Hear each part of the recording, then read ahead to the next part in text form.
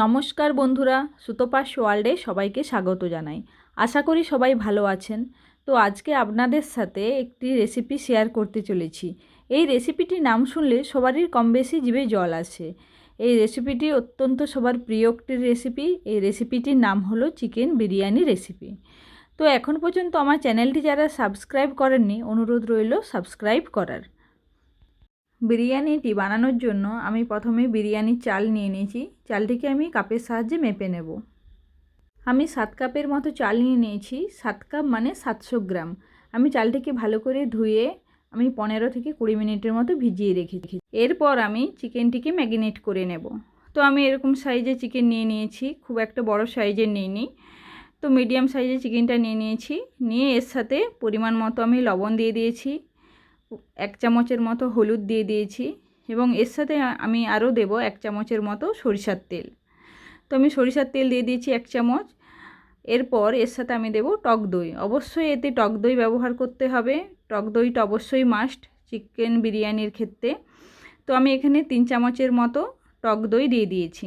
দিয়ে ভালো করে হাতের সাহায্যে ম্যারিনেট করে দেব। দিয়ে করে প্রায় 15 মিনিটের মতো আমি এটি রেখে দেব। এই চিকেন বিরিয়ানিতে আমি আলু অ্যাড করব। তার জন্য আমি 3টে বড় সাইজের আলু নিয়ে নিয়েছি, 2 পিস করে এইভাবে কেটে নিয়েছি। কাটার পর এগুলোকে প্রেসার কুকারে আমি সিদ্ধ করে নেব। এতে আমি 1 চামচের মতো লবণ এবং হাফ বাটির মতো জল এবং 1 চামচের মতো হলুদ দিয়েছি, যাতে আলুগুলো সাদা সাদা না লাগে, একটু হলুদ ভাব থাকে তার জন্য। দিয়ে আমি এটাকে প্রেসার কুকারে ঢাকনা বন্ধ করে সিদ্ধ হতে দেব। প্রায় 6 থেকে 7টি সিটি দেব, তে ভালোভাবে সিদ্ধ হয়। তো আমি একটি পাত্রে এবার জল গরম করে নিয়েছি। তো জলটা মোটামুটি গরম হয়ে উঠেছে। এরপর আমি আগে থেকে ভিজিয়ে রাখা চালগুলো জলের মধ্যে দিয়ে দেবো। বিরিয়ানির চাল বেশিক্ষণ সিদ্ধ হতে লাগে না, প্রায় 15 থেকে 16 মিনিটের মধ্যেই চালটি সিদ্ধ হয়ে যাবে।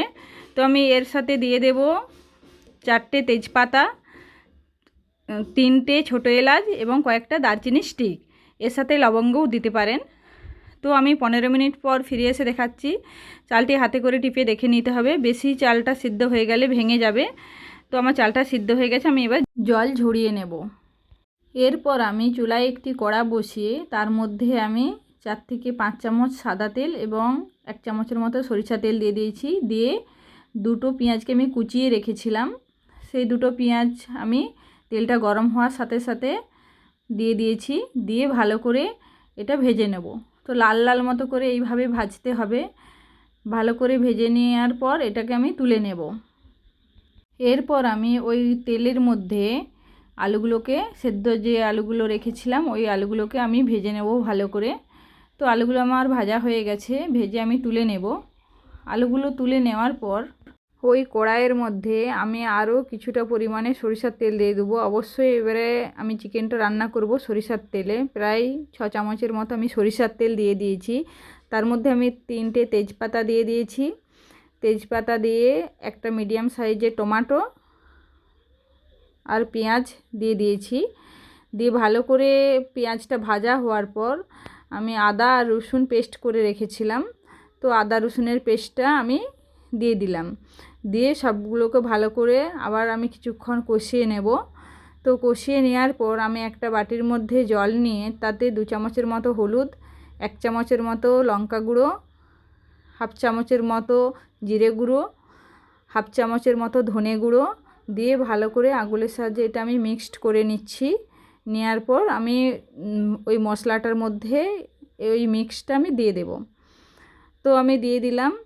দেওয়ার পর আমি আরও ভালোভাবে কিছুক্ষণের জন্য কষিয়ে নেব। মশলাটা কষাতে প্রায় আমার 4 থেকে 5 মিনিটের মতো লেগেছে। মশলা থেকে যখন এইভাবে তেল ছেড়ে আসবে তখন আমি যে ম্যারিনেট করে রেখেছিলাম চিকেনটা, ওটা আমি মশলার মধ্যে দিয়ে দেব।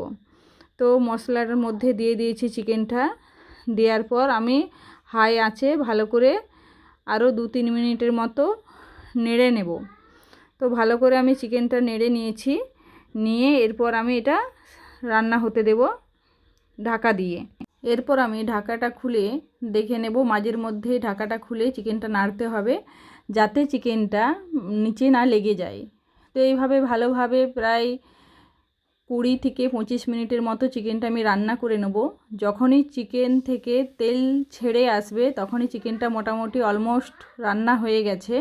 তো দেখতেই পাচ্ছেন চিকেন থেকে তেলটা আমার বেরিয়ে এসেছে, তো বোঝাই যাচ্ছে চিকেনটা রান্না হয়ে গেছে। এরপর আমি বিরিয়ানির চালটি রেডি করে নেব।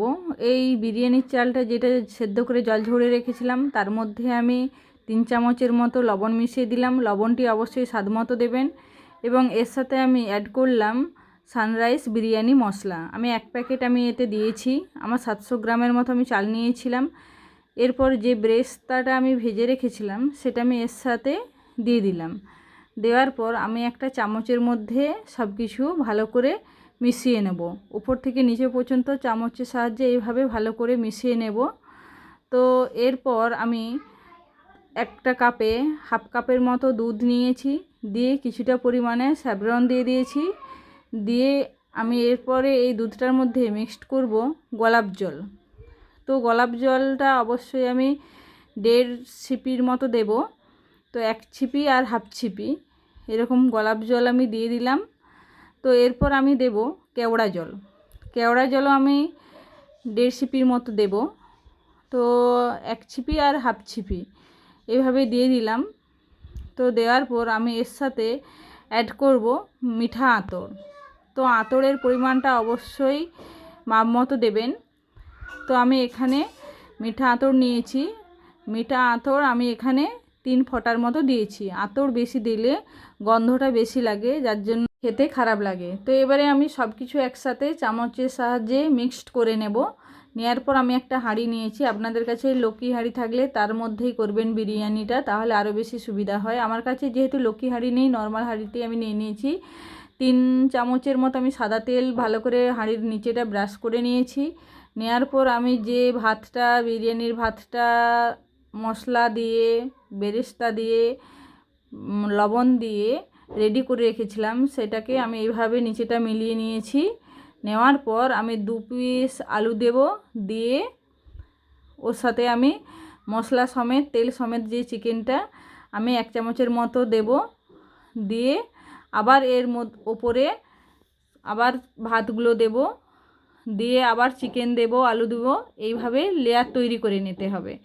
পরপর আমি স্টেপ বাই স্টেপ লেয়ার তৈরি করে নিয়েছি। লেয়ার তৈরি করা হয়ে গেলে এরপর আমি এর সাথে অ্যাড করব আমলের বাটার। তো আমলের বাটারটি আমি কিউব আকারে 6 থেকে 7 পিসের মতো দিয়ে দেব। বাটার দিলে অবশ্যই বিরিয়ানির টেস্ট খুব বেশি ভালো হয়। তো আমি বাটার দেওয়ার পর এর সাথে আমি যে দুধটি মিক্সড করে রেখেছিলাম সব কিছু দিয়ে, সেটি উপর থেকে এইভাবে দিয়ে দেব।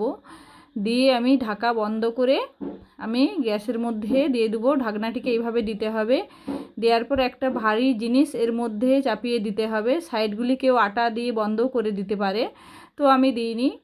তো এর মধ্যে একটা ভারী জিনিস দিয়ে আঁচটা অবশ্যই সব থেকে লো আঁচ করে 20 মিনিটের মতো রাখলে একদম রেডি বিরিয়ানি। 20 মিনিটের মতো আমি ফিরে এসে দেখাচ্ছি বিরিয়ানিটি কত সুন্দর রান্না হয়েছে। চালগুলি কিন্তু একটিও ভাঙছে না। খুবই সুন্দর ছিল বিরিয়ানিটির টেস্ট। এই প্রসেসে রান্না করলে বিরিয়ানির টেস্ট খুব বেশি ভালো হয়। তো এই রেসিপিটি যাদের যাদের ভালো লেগে থাকবে তারা লাইক করবেন, কমেন্ট করবেন এবং কাছের বন্ধুদের সাথে শেয়ার করবেন। নমস্কার, ভালো থাকবেন। আজ এই পর্যন্তই।